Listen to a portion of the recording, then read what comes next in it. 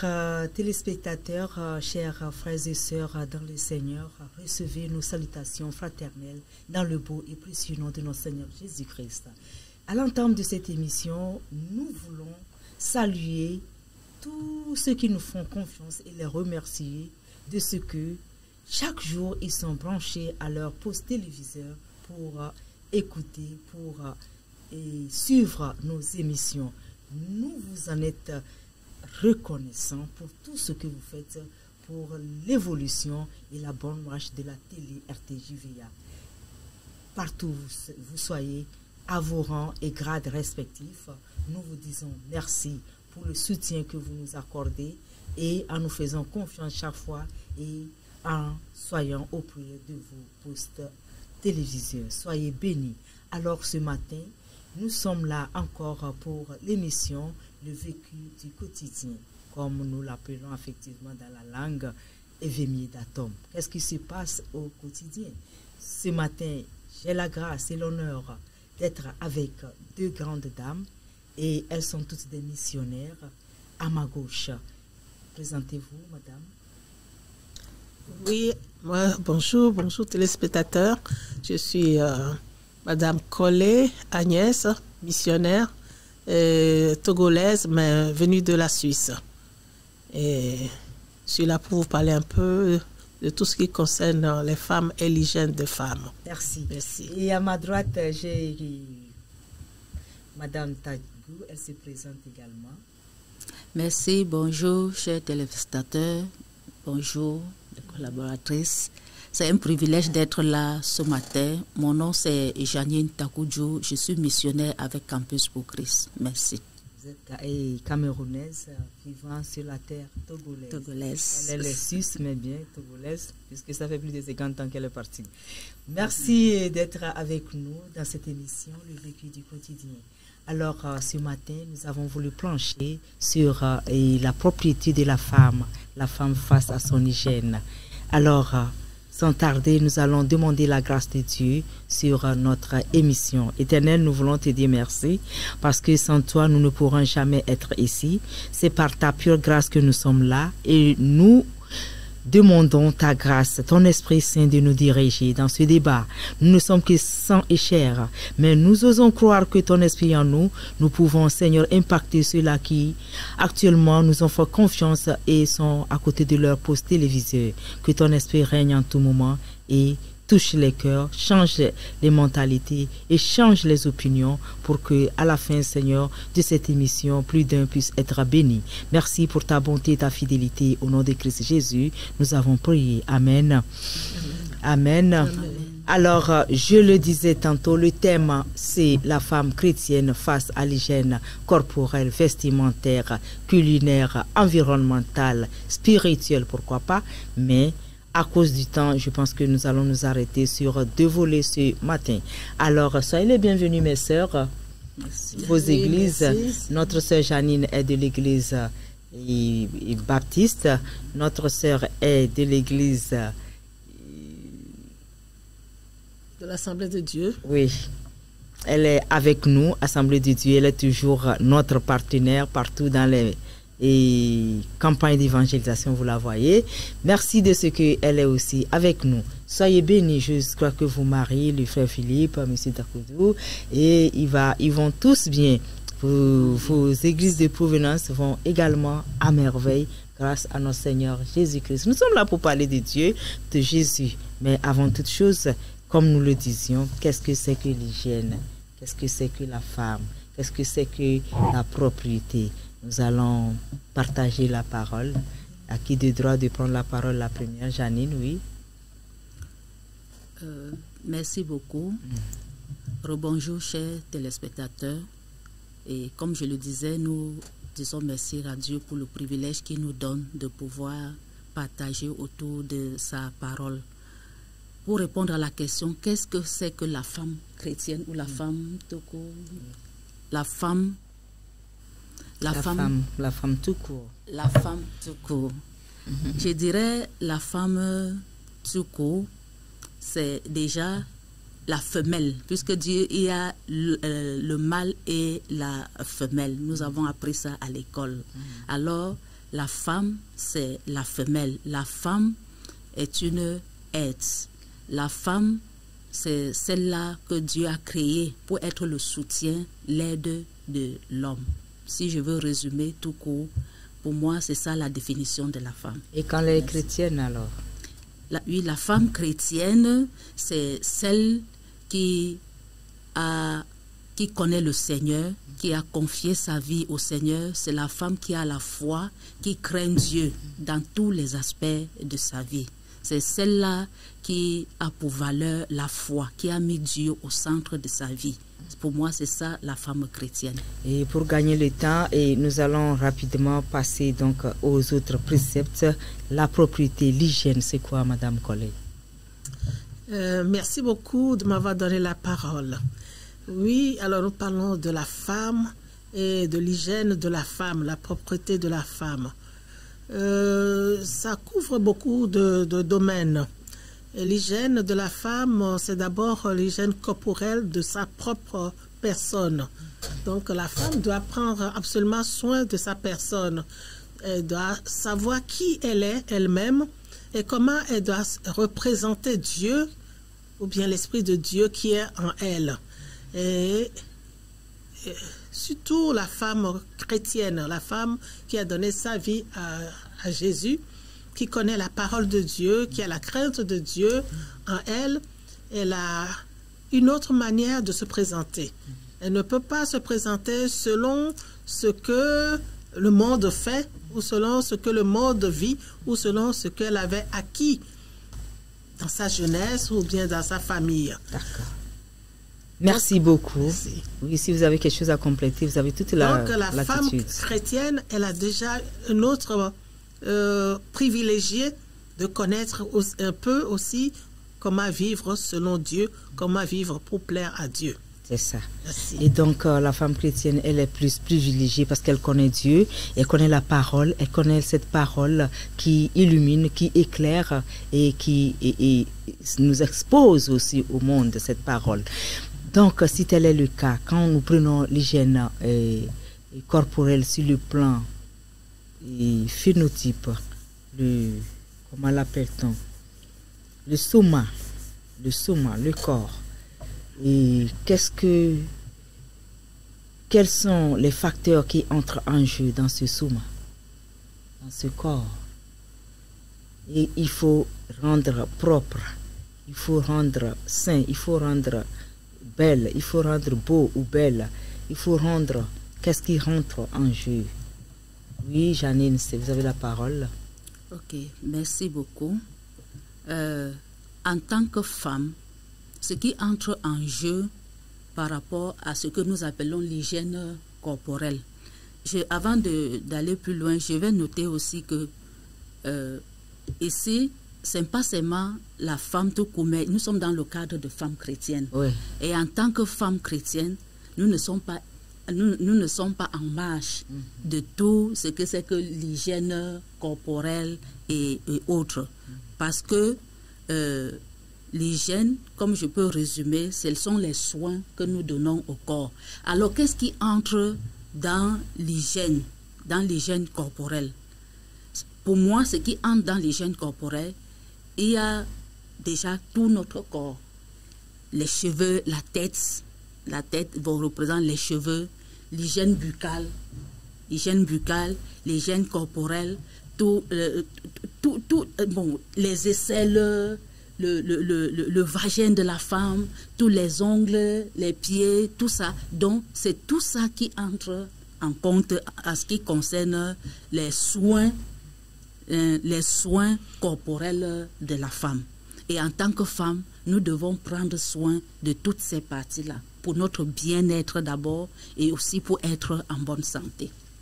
Quelqu'un a dit commençons par le commencement. Donc, de la tête, comment la femme doit rendre belle et propre surtout, et avec un bon look, sa tête. Oui, Madame Collet. Oui. Alors, donc là, nous rentrons dans le domaine vestimentaire. Et aussi... Corporel. Corporel aussi. Ouais, corporel. Donc, la femme, en général, doit s'habiller d'une manière décente. Et non seulement cela... Et je vais vous canaliser. Je voulais juste qu'on parle d'abord de la tête jusqu'à comment la femme doit prendre soin de son corps. On l'a dit, le souma, de la tête. Elle a parlé de l'hygiène buccale, l'hygiène des ongles, l'hygiène du vagin, l'hygiène de la tête.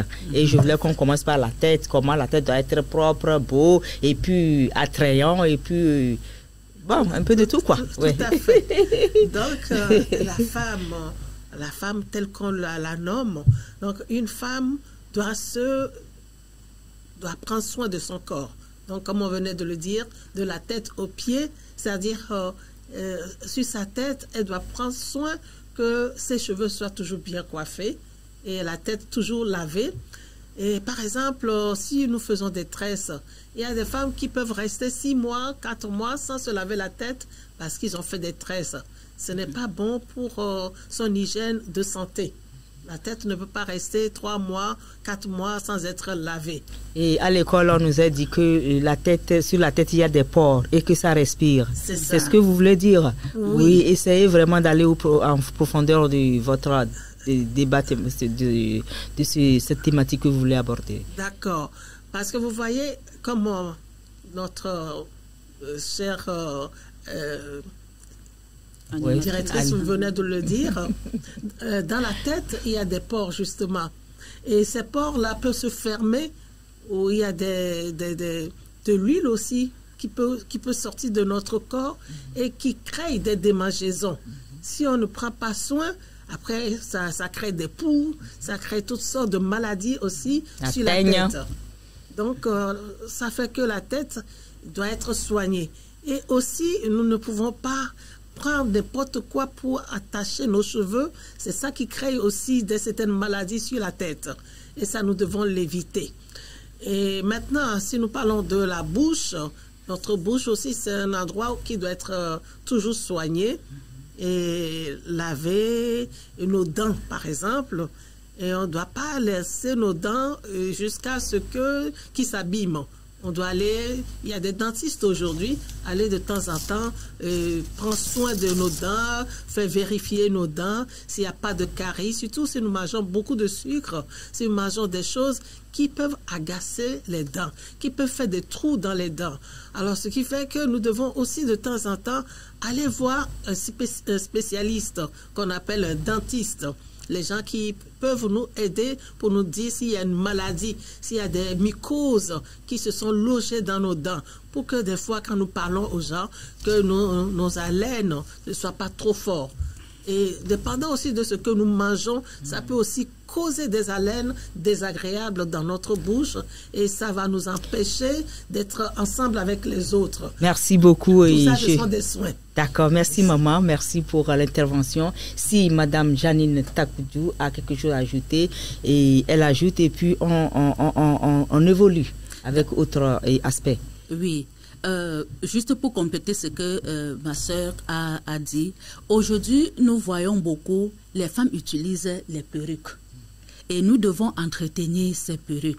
Ne pas mettre les perruques chaque jour, chaque fois, surtout les perruques collantes là. Ça joue beaucoup sur notre cuir chevelu. Donc nous pouvons de temps en temps aussi, pourquoi pas couper les cheveux, laisser les cheveux respirer et de temps en temps mettre aussi la perruque pour laisser nos pores respirer. Et je voudrais aussi attirer notre attention sur les produits défrisants. Tout le temps, nous sommes en train de défriser les cheveux, ça tire les cheveux, nous mettons la teinture, tout genre de teinture, ça affecte le cuir chevelu. Donc nous devons faire attention à cela. On ne refuse pas, mais de temps en temps, pas que chaque fois nous sommes en train d'abîmer notre produit qui passe toujours sur la tête, qui chauffe, tout ça là. Vraiment, on est toujours sous les séchoirs chaque jour. Tout le temps. On peut par endroit se tresser, par endroit aller se friser, par endroit mettre perruque. Voilà. Et pas toujours le même look chaque jour et puis ça étouffe la tête. Ça étouffe la tête. Laissons les cheveux respirer parce que notre cuir chevelu est en danger. Alors, concernant aussi l'hygiène buccale, les docteurs nous disent souvent qu'il faut passer faire l'entretien au moins chaque 6 mois concernant les dents, concernant tout ce qui concerne la bouche, et qu'il faut changer la brosse à dents au moins c'est 2 fois tous les 6 mois. Oui, je pense 2 fois tous les 6 mois avoir une pause. La façon même de se brosser, brosser les dents, brosser la langue. Vraiment, l'hygiène buccale est très importante.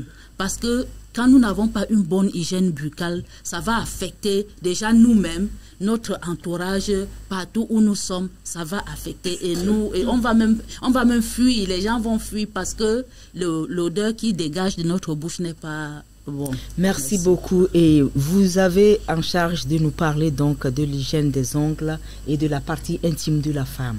Comme vous l'avez dit, maman a déjà abordé d'autres parties. Vous allez nous parler de comment la femme doit laisser ses ongles très beaux et puis pour éviter ce que on peut éviter, et la partie intime de la femme comme vous l'avez insinué plus haut. D'accord, merci beaucoup. Concernant les ongles, vraiment, ça dépend. Parce que très souvent, j'ai remarqué, même à l'église, les femmes vont dire non, ça, ce sont les choses du monde. On va laisser les ongles comme ça, sale.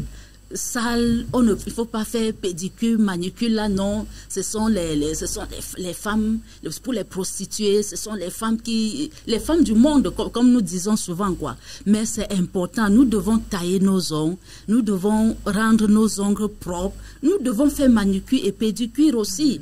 Hein? Même si on ne veut pas mettre du vernis, moi j'arrange mes ongles, que ce soit des pieds ou bien de la main. Voilà.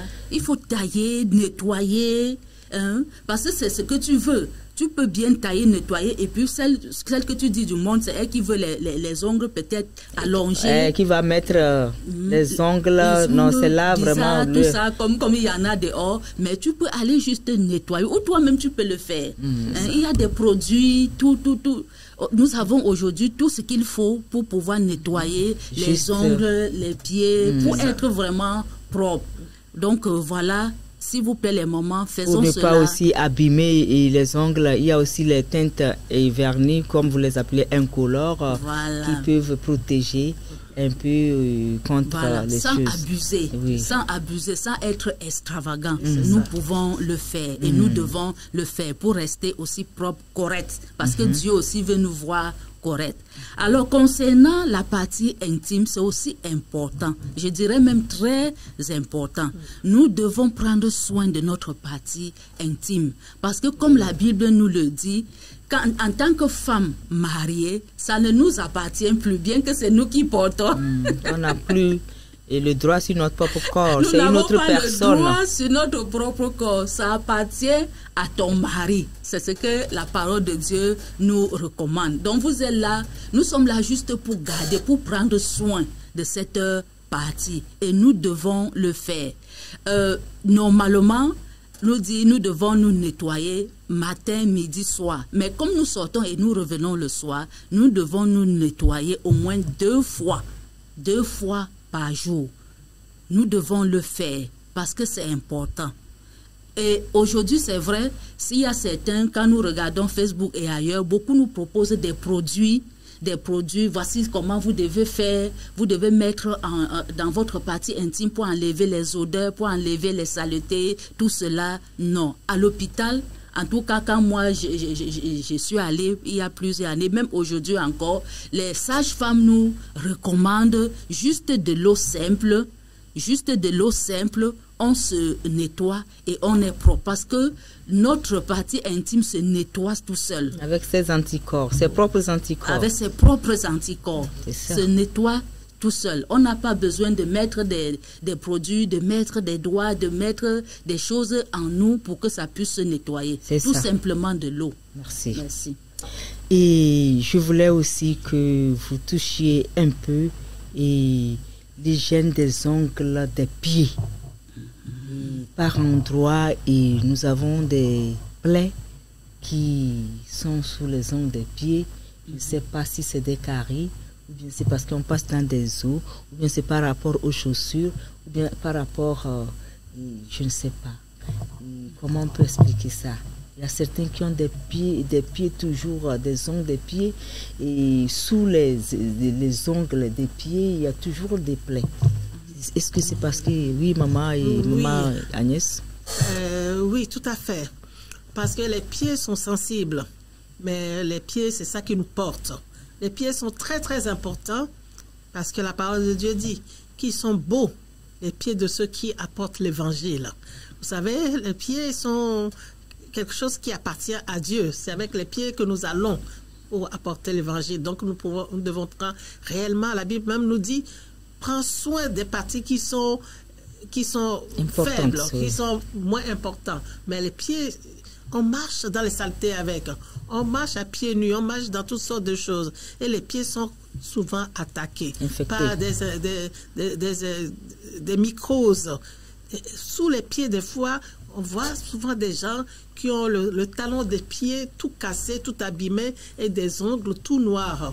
Et aussi, quand vous mettez trop de certains vernis, par exemple, ça endommage les ongles de pied. Ça attaque les ongles de pied.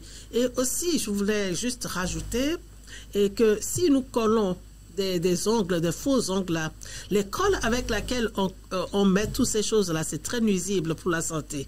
C'est très, très dangereux. Ça peut même causer des cancers et ça peut causer certaines maladies qui ne sont pas bonnes. Et même aux pieds, il y a des personnes qui mettent aussi des faux ongles. Donc, il faut aller coller des produits chimiques qui sont nocifs pour la santé aux pieds. Après ça, ça infecte les ongles des pieds et ils sont tout noirs, tout abîmés. Et il ne faut pas qu'il en soit ainsi. Parce que les pieds sont très importants. Les produits chimiques sont nocifs aux pieds, aux ongles, au tout. Que tout soit modéré et sobre. Que le Seigneur nous aide. Alors, si tel est le cas, je pense que nous sommes suffisamment aguerris pour que vraiment nous puissions maintenant changer de look et être en bonne santé surtout. Et parce que j'ai vu des gens qui sont toujours au salon pour les défrissages et finalement ils ont pris des maux de tête chroniques et ils ne vont plus, ils n'ont plus. On ne refuse pas par moment. Il faut aussi essayer de laver sa tête, mais pas trop rester sous le séchoir, je pense. C'est le courant qui pénètre la tête et les nerfs, tout, c'est compliqué. Et tu peux le faire et puis on te met les comment vous appelez, les bigoudis et puis allez, après tu reviens. Notre Afrique a le son soleil et ça peut aussi nous aider. Pas toujours pour que la tête soit chaque fois au contact du chaud et puis par après, c'est des problèmes de migraine et un peu de tout. Que le Seigneur nous aide, c'est la sobriété, nous demandons. Oui, vous avez toute la Je voulais ajouter quelque chose par rapport, comme ma soeur l'a dit, les pieds. Les pieds, ce n'est pas seulement les ongles. Parce que vous allez voir certaines femmes, la plante des pieds là, c'est fendillé un peu partout et puis c'est aussi sale. C'est vraiment très... C'est pas bien à voir. Par rapport à ça, où est-ce qu'on peut trouver des trucs pour... C'est au pédicure, au manicure toujours. Bien si j'ai quand même un pied rugueux, une pierre rugueuse, je peux quand même m'en faire enlever ça. On peut le faire à la maison. Je vais dire pour moi, en tout cas, moi-même j'ai souvent je ne sais pas si c'est maladie là. Donc ce que je fais d'abord, c'est brosser très bien et ensuite il y a une pierre, la pierre noire. Il y a la pierre noire là, je frotte ça bien et ça va disparaître. C'est ça. Oui, ça va disparaître. Tu frottes chaque fois, tu frottes bien, ça va enlever cette mauvaise peau là et puis ton pied va revenir à la normale. Mais souvent nous laissons ça et c'est pas beau à voir. Surtout quand nous mettons des chaussures ouvertes, c'est pas beau à voir. Nous devons nettoyer. Souvent même il y a la poudre. Et quand il y a une poudre où quand tu nettoies, tu mets là et c'est joli. Voilà. C'est ça. Même c'est un peu chaud et puis ça tue les microbes. Voilà. Mais c'est embaumé quoi. On ne doit pas négliger c'est du baume, poudre baumée quoi. C'est ça. Il y en a même qui dit de prendre un peu d'eau chaude avec un tout petit peu de sel et laisser les pieds dedans un moment et puis ça enlève toutes les infections, tous les mycoses. Parce qu'on marche quand même dans beaucoup de saleté ici, des fois à pieds nus et des fois ça tue tous les mycoses qui peuvent endommager nos pieds ou bien qui tricot, c'est fendu de nos talons. Oui. De nos talons, soit tout fendu là. Mais en fait, le pied doit rester propre quand même. Quand nous allons le soir au lit, il faut que nous nettoyions bien nos pieds. Et puis aussi, ne pas toujours mettre les chaussures fermées.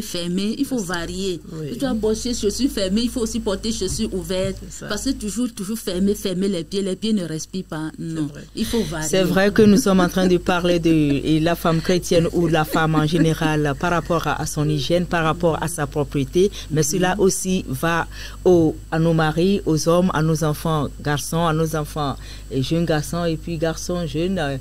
Et tout, parce que c'est important. Il faut aussi de temps à temps faire un crochet chez cette comment on appelle manicure. Ça manicureuse, pédicureuse, manicure, pédicure, pour enlever, pour tailler, pas pour mettre de vernis, mais enlever les trucs. Et puis bon, ça te rend beau et puis correct.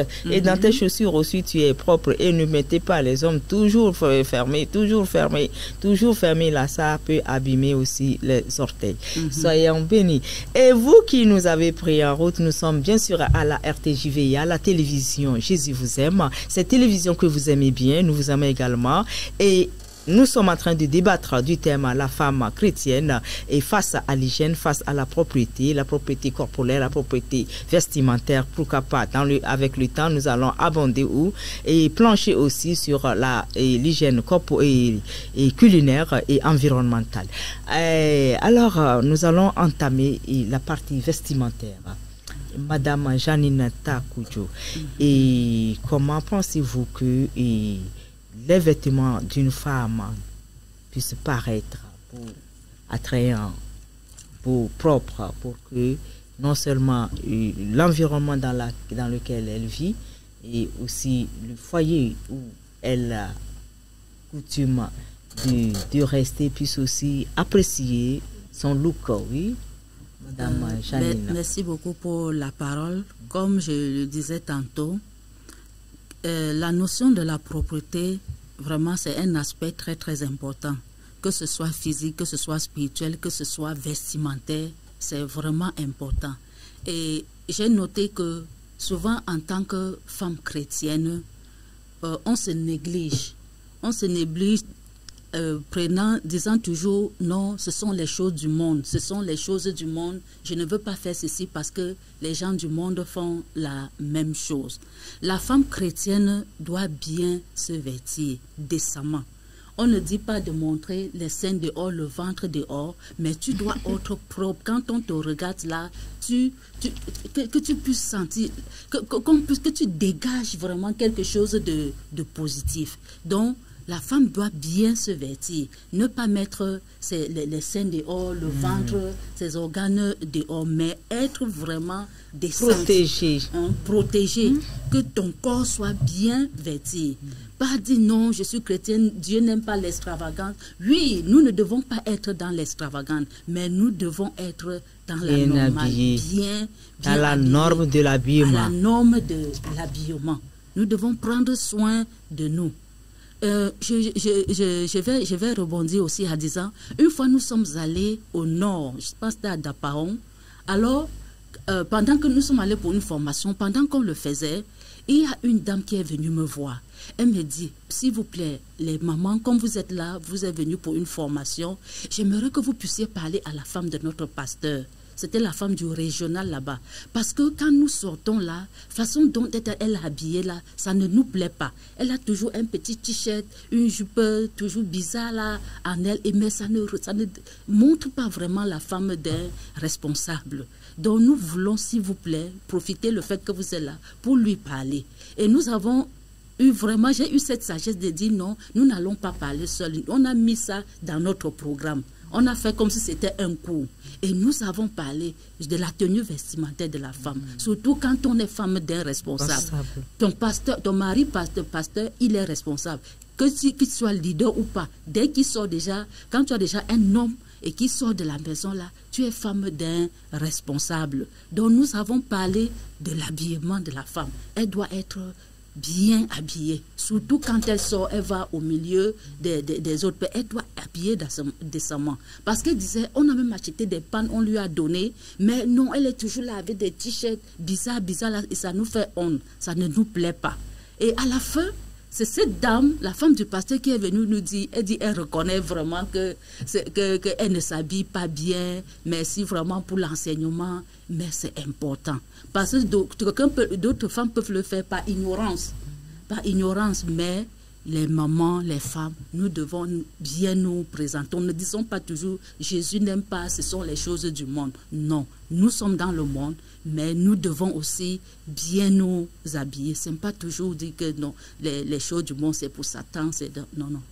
Nous devons bien veiller à notre présentation. Et avant de rebondir sur le second aspect de la tenue vestimentaire, il y avait un point que Agnès voulait souligner, mais elle n'avait pas, les aisselles. Oui, les aisselles. C'est vrai. Ceux qui dégagent des haleines un peu fortes. C'est ça. Fortes, oui, des haleines fortes. Toujours par rapport à notre corps et notre aisselle. Par exemple, on doit être soigné. Aujourd'hui, il y a des produits, ou bien il y a aussi à l'âme du citron que la femme peut utiliser pour enlever cette odeur corporelle. Tous les odeurs qui sont sous les bras. Parce qu'il y a des femmes qui ont des transpirations très très fortes. Et surtout quand il fait chaud, au temps chaud, on transpire énormément. Donc, nous devons faire en sorte que quand nous sommes par exemple dans l'église, des fois c'est terrible. Et quand nous dansons là, nous transpirons beaucoup et les autres ne peuvent plus respirer dans l'église. C'est vraiment un problème. Donc la femme doit prendre soin de son aisselle, de son sous-bras. Ces sous-bras là, ça doit être bien nettoyé.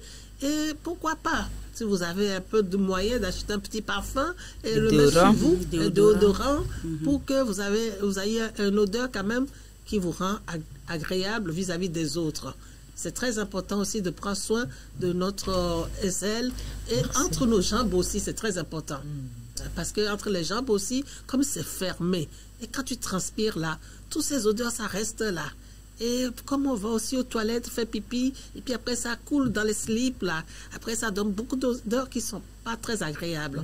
Alors nous aimerons exhorter nos sœurs de prendre soin de toutes ces parties-là.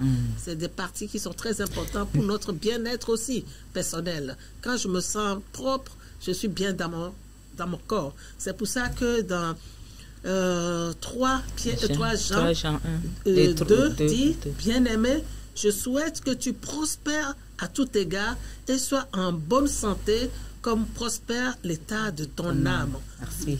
Nous reviendrons à l'âme plus tard. Et oui, merci. Voilà. Merci d'avoir cité ce verset, il est important. Et nous allons continuer dans le même sillage vestimentaire. À part l'habillement décent, la propriété de l'habillement, comment vous pensez? Parce qu'il faut aussi que je sois propre, je ne peux pas mettre des habits sales pour paraître devant le public. C'est important. Oui. Pour mettre un habit propre, il faut que toi-même d'abord le corps soit... Nous avons déjà parlé du corps, maintenant c'est les habits. Les habits. Que ce soit nous, que ce soit nos maris, que ce soit nos enfants, à l'église, partout, dans le lieu où nous devons paraître, même pourquoi pas à la maison, la propriété est indispensable, je pense. Tout à fait. La propriété est indispensable. Et puis même, je dirais, c'est la femme même qui est à l'origine, qui est à la base de la propriété à la maison. Puisque si elle est propre, la maison est propre, et aussi les enfants. C'est la femme qui veille sur la propriété des enfants, et surtout même du mari. Même du mari. C'est la femme qui veille sur la propriété du mari. Je me rappelle, on avait une maman leader. Chaque fois qu'elle va voir ton mari bizarre, là, elle va venir te tirer les oreilles. Elle va s'acharner sur toi parce qu'il est sorti devant toi. C'est à toi à veiller Si sa chemise là est repassée, si c'est ceci, cela, donc nous sommes aussi responsables de la propreté vestimentaire de nos maris, de nos époux et de nos les enfants surtout. Les enfants surtout. Je veux que vous nous ayez. Oui, maman Collé, Agnès, vous avez quelque chose à ajouter sur ce point. C'est très important, les enfants. Oui, les enfants. Nous devons regarder aussi que nos enfants soient habillés proprement. Et des fois, c'est vrai qu'il y a des mamans qui n'ont pas les moyens de leur acheter des habits convenables. Mais souvent, quand nous sommes au Seigneur, nous ne devons pas laisser nos enfants tout sales dans la rue, avec des habits déchirés, des slips qui pendouillent de côté parce qu'ils ont des slips tout déchirés, les enfants ne sont pas lavés. Non, ça ne doit pas être comme ça. En tant que chrétienne, des gens qui connaissent la parole de Dieu, nous devons prendre soin de nos enfants pour qu'ils soient toujours propres quand ils vont à l'école, qu'ils aient des chaussures qui tiennent à leurs pieds, des habits qui ne sont pas déchirés, tout sales pour aller à l'école. C'est très, très important. Ça fait partie de la propreté de la famille. Merci beaucoup. Et ça fait partie de la propreté de la famille. Ici, et excusez-moi, je suis épouse du pasteur et vous êtes des missionnaires, vos maris, la plupart sont des pasteurs, pasteurs. Et je voudrais que vous vous adressiez aussi à nos consoeurs par rapport à leur habillement et à nos maris. Marie, tu as chaque fois une veste, peut-être que tu changes pour ta prêche. Souviens-toi aussi de ta femme. En passant dans le trimestre ou bien dans 6 mois aussi, qu'elle puisse aussi mettre une mise, un bon look. Chaque fois, peut-être tu es dans les vestes de qualité. Veille aussi aux enfants, qu'ils soient dans une belle mise. Papa a la chair bien sapée, bien tirée. Les enfants sont là avec des chaussures un peu... Et bizarre, et puis la tenue, on ne comprend pas. C'est vrai que c'est les mamans qui veillent, mais c'est les papas qui achètent souvent. Si on a des moyens, on ajoute. Est-ce que vous avez à leur dire, oui? Oui, parce que surtout quand on va quelque part, quand nous sommes invités quelque part, la première personne qu'on regarde d'abord, c'est la femme. Même si tu es avec le mari, c'est la femme d'abord qu'on regarde, que les fidèles vont chercher à regarder comment elle est coiffée, comment elle est habillée, est-ce qu'elle est vraiment bien jolie, est-ce que c'est toi qu'on regarde d'abord avant de regarder je ne sais pas si on regarde même le mari, mais général, parce que je dis c'est ce que moi-même j'ai fait. Si je vois un couple, la première attention c'est sur la femme. C'est sur la femme que je regarde comment elle est habillée. Est-ce qu'elle est habillée décemment? Est-ce qu'il y a quelque chose dehors? Tout ça. Et je commence à analyser dans la tête. Donc, comme l'animatrice l'a dit, s'il vous plaît, les hommes, veillons à penser à nos épouses aussi, à penser à nous, afin que nous puissions refaire nos garde-robes aux enfants. Quand nous achetons nos vestes. Merci beaucoup. L'appel est lancé. Oui, parce que la femme... Ne te limite pas aux objets ou bien à la valise de la dot. Hein. Parce que certains hommes, après la dot, là, c'est fini. Hein. Elle a besoin d'être renouvelée. C'est ça. Oui, on voit même la valeur d'un homme sur sa femme. Hein. Oui, c'est sur sa femme. C'est voit vraiment la valeur d'un homme. La femme est l'image de son mari. Voilà. D'accord, merci beaucoup. Et on nous fait signe que notre temps est presque à terme. Et comme vous l'avez dit, certains prennent, c'est vrai, le verset 3 de 1er Pierre, chapitre 3, verset 2 à 5, pour dire que non, comme vous l'avez souligné un peu plus haut, la femme doit être décemment. On a dit que dans la Bible, il ne faut pas qu'elle soit ornée, qu'elle soit des habits somptueuses, qu'il ne faut pas tel, qu'il ne faut pas tel. Quelle parole vous avez à conseiller aux femmes par rapport à cette parole et aussi à la décence et à la vie de spiritualité? Une minute et puis notre temps est à son terme. Oui, je parle de 1 Pierre 3, oui, verset 2 en allant. 1 Pierre chapitre 3, oui, verset 2 en allant. 2. Oui, est-ce qu'on peut lire, oui, de 2 versets? En voyant votre manière de vivre chaste et réservée, ayez non cette parure extérieure qui consiste dans les cheveux tressés, les ornements d'or ou des habits qu'on revêt, mais la parure intérieure est cachée dans le cœur la pureté incorruptible d'un esprit doux et paisible qui est d'un grand prix devant le Seigneur. Oui, quelques mots par rapport à... Donc pour moi, vraiment par rapport à cela, je vais résumer le verset en disant, nous devons prendre soin de notre corps sans que ce corps devienne l'idole, sans exagérer.